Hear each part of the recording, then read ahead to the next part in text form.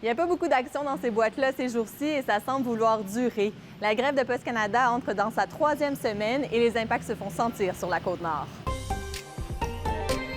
C'est particulièrement le cas à l'est de cette île, en Mingani et à Fermont. C'est que sur ces territoires, il y a peu de services postaux qui prennent le relais de Post Canada.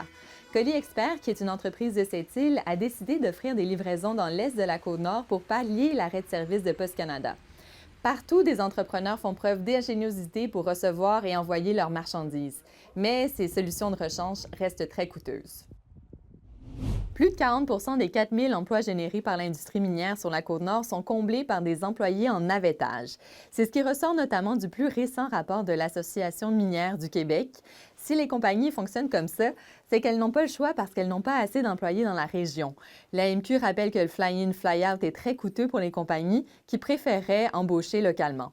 La ville de Fermont, qui est particulièrement touchée, indique que le navettage contribue à dévitaliser la région. Selon le rapport, 28 de la production minière québécoise se fait sur la Côte-Nord.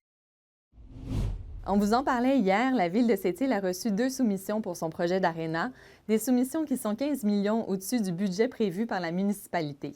En conférence de presse ce matin, le maire Denis Mius s'est dit choqué par ces montants.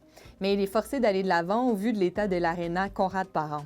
Denis Mius fait appel aux entreprises et réclame au moins 5 millions auprès d'elles pour que ce projet se concrétise.